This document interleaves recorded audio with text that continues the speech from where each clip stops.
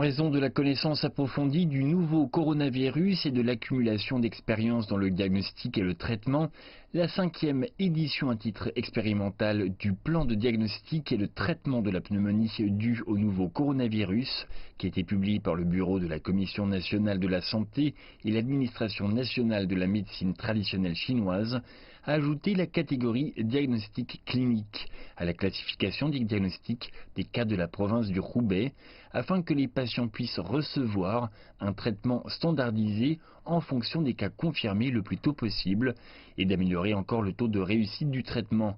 Auparavant, seuls les patients positifs au virus étaient considérés comme des patients confirmés au Roubaix.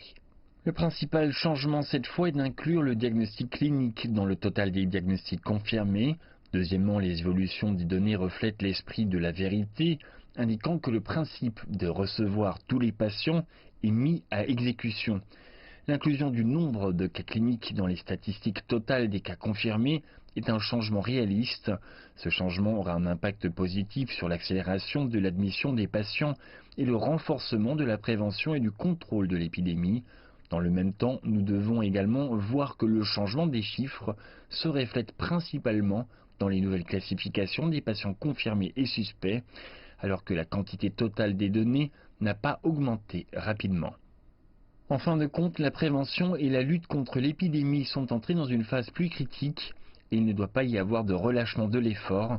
Tout doit être mis en œuvre pour avancer ensemble en effectuant un travail cohérent et efficace.